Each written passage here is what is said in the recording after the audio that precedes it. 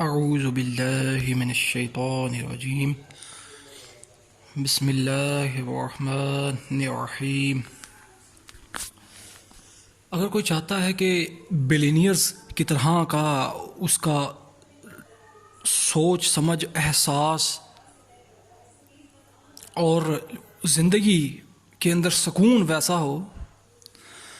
تو ایک چیز یاد رکھیں کہ جب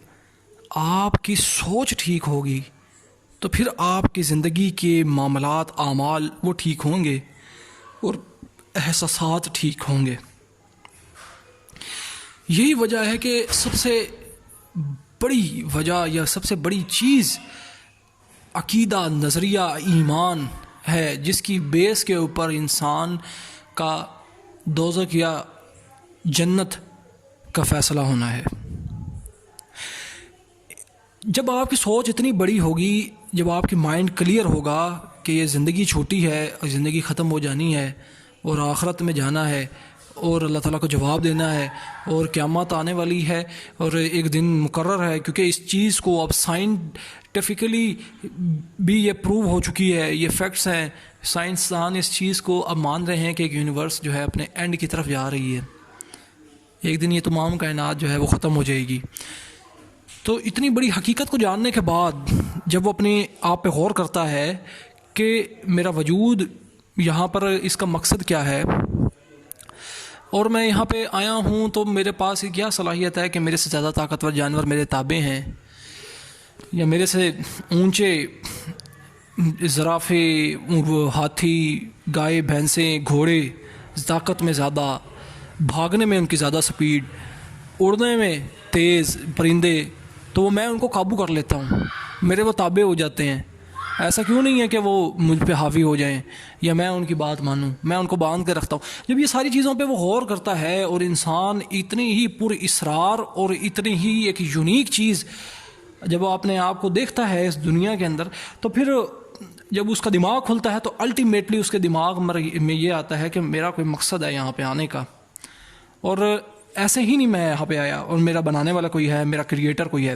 جب وہ خدا کو پہچانتا ہے تو پھر اس کے بعد خدا کے احکامات کی طرف جاتا ہے، اور جب لاجیکلی، سائنٹیفکلی ایکوائرڈ نالج اور ریویلڈ نالج کو جب وہ حاصل کرتا ہے تو اس کا دماغ کلیئر ہو جاتا ہے۔ ایکوائرڈ نالج جو کہ سائنس کے ذریعے سے ہمیں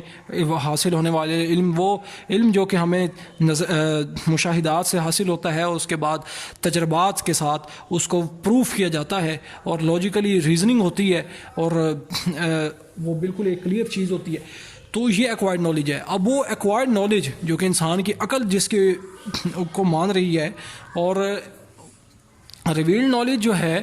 وہ ایکوائرڈ نالج، کیونکہ وہ قرآن اللہ تعالیٰ کے قوانین کا علم ہے، وہ ریویل نالج کے مخالف نہیں ہونا چاہیے۔ جب وہ ایکوائرڈ نالج کو بھی سمجھتا ہے اور اس کے بعد جب ریویل نالج کی طرف جاتا ہے تو اس کو وہ ایسی ایک بہترین مطابقت ملتی ہے، ایک بہترین جس کے اندر کوئی اختلاف پیدا نہیں ہوتا، کوئی اختلاف نہیں دیکھتا، تو وہ اس کو سمجھ آ جاتی ہے دراصل یہی حقیقت ہے، یہ زندگی کی حقیقت ہے۔ جب یہ سوچ اس کے پاس آتی ہے تو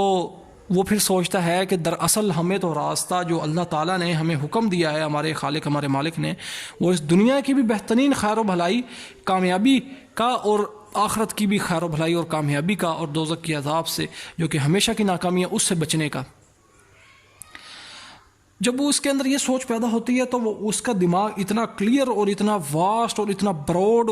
اتنی وسیع نظری ہوتی ہے کہ وہ پھر وہ بلینئرز کیا یا دنیا کے حکمران کیا، ان سے بھی بڑی سوچ اس کی ہو جاتی ہے، بلند سوچ ہو جاتی ہے، اور اس کی سمجھ کا دائرہ اتنا وسیع ہو جاتا ہے، تو وہ پھر ایک بہت ہی بہترین زندگی گزارتا ہے۔ اس کی زندگی ایسی گزرتی ہے کہ وہ ایسے اعمال ہوتے ہیں کہ اس زندگی میں بھی وہ بہترین کر رہا ہوتا ہے گیون سرکمسٹانسز میں، اور آخرت کے لیے بھی وہ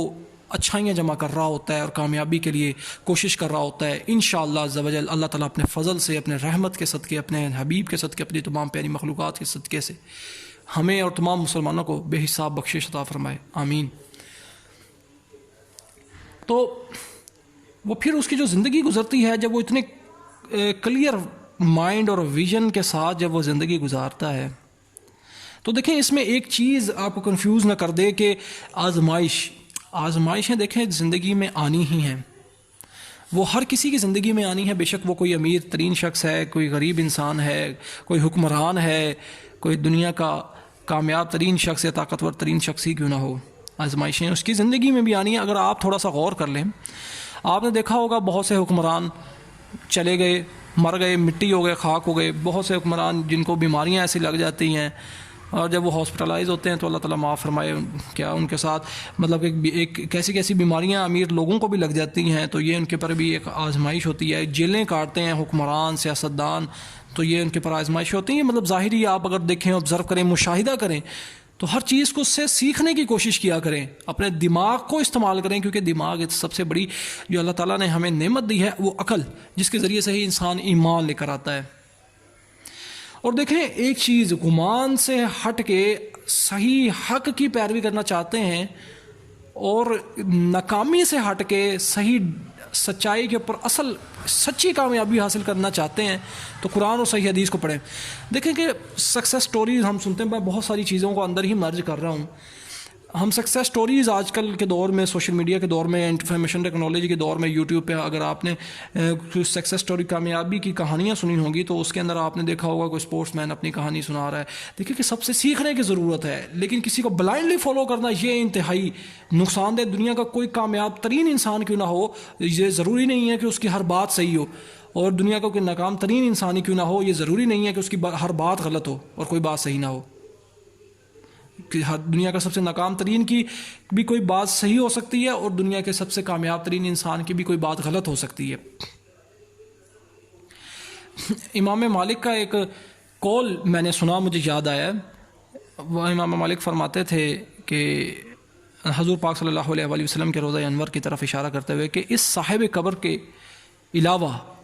کوئی شخص اس دنیا میں ایسا نہیں جس کی ہر بات مقبول ہو اور کوئی بات مردود نہ ہو۔ مراد یہ سمجھانا کہ رسول اللہ صلی اللہ علیہ وآلہ وسلم ہمارے امت میں وہ واحد شخصیت تھی جن سے کوئی اختلاف نہیں کیا جا سکتا، کیونکہ وہ اللہ تعالیٰ کے نبی تھے، نبی ہیں، اور باقی تمام بڑے سے بڑا کوئی وہ شخص ہے تو اس کی بات سے اختلاف کیا جا سکتا ہے۔ دراصل یہ چیزیں بتانے کا مقصد آپ کے دماغ کو کھولنا ہے اور ایک سوچ کو اجاگر کرنا ہے، تاکہ ان گمان کی پیروی سے جو آپ کی عقل اور فکر نکلے اور صحیح ڈائریکشن کی طرف آپ آنے کی کوشش کریں۔ دیکھیں اس چیز کی فکر آپ نہیں کرنی ہے، آپ اگر خیر چاہتے ہیں دنیا میں بھی اور آخرت میں بھی تو اس کی فکر آپ کو خود کرنی ہے، وہ کسی اور کو اس چیز سے سروکار نہیں ہے۔ کوئی اگر پیغام دیتا ہے تو وہ بہت اچھی بات ہے، اگر پیغام آپ تک پہنچ گیا ہے تو اس چیز کو غور کر کے آپ نے اپنے آپ کو دیکھنا ہے کہ کیا چیز میرے نقصان دہ ہے جو میں کر رہا ہوں اور کیا چیز مجھے چھوڑنی چاہیے، کن چیزوں سے پرہیز کرنی چاہیے، کن چیزوں سے مجھے بچنا چاہیے۔ پرہیز بہت ضروری چیز ہے، بے شک وہ بیماری ہو، بے شک وہ عقائد ہو، بے شک وہ نظریات ہوں، بے شک وہ آپ کی بزنس لائف ہو، آپ کی ذاتی زندگی ہو۔ نقصان دہ چیزوں سے سب سے پہلے پرہیز ہے، اس کے بعد دی بیسٹ آپشن کو اڈاپٹ کرنا ہے۔ تو جب یہ ساری سوچ آپ کے اندر پیدا ہوگی تو آپ کو کلیئر ہو جائے گا کہ دراصل جو مزہ ہے اللہ تعالیٰ کی رضا کے اندر زندگی گزارنے کا وہ کیا ہے۔ جب آپ کو اس کے لطف آنے لگ جائے گا اور آپ کو جب سمجھ آنے لگ جائے گی، اللہ تعالیٰ ہمیں ایمان کی چاشنی عطا فرمائے، ایمان کا وہ مزہ عطا فرمائے، صحیح ڈائریکشن میں ہدایت عطا فرمائے، ہمیں صحیح ڈائریکشن میں عمل کرنے کی توفیق عطا فرمائے،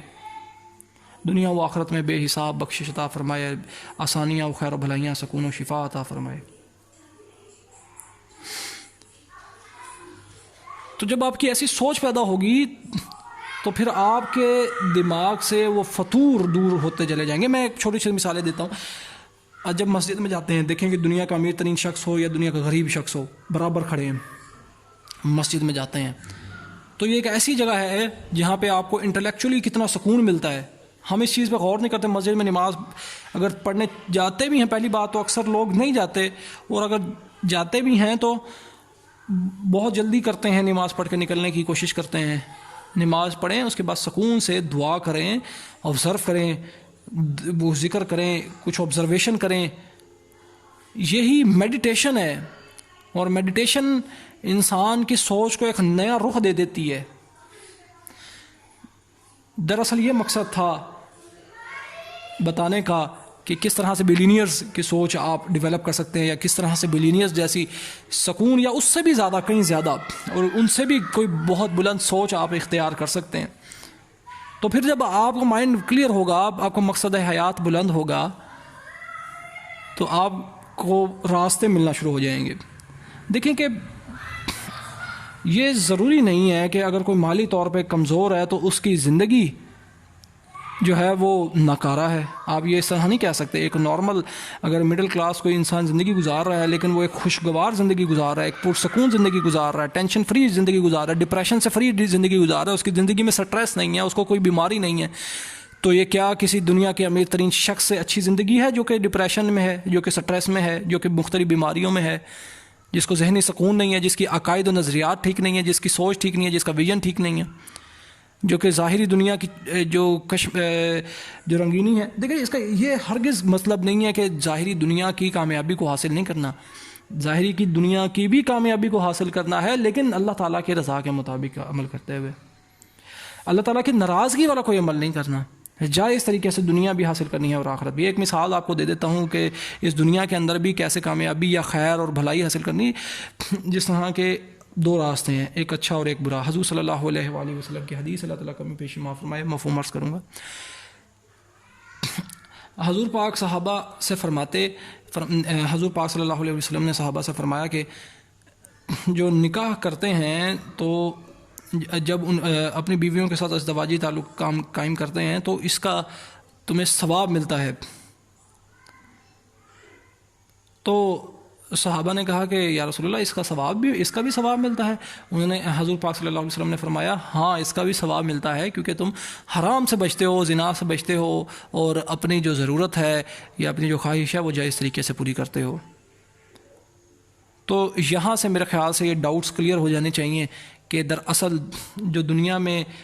بھی صحابہ کرام بزنس مین گزرے ہیں، حضرت عثمان، حضرت عبد الرحمن بن عوف، کتنے بڑے تاجر اور کتنے ہی امیر ترین شخص گزرے ہیں، اور اتنے ہی نیک اور عشرہ مبشرہ میں سے جن کو اللہ تعالیٰ نے رسول اللہ صلی اللہ علیہ وآلہ وسلم کے ذریعے سے جنتوں کی بشارت دے دی زندگی میں ہی.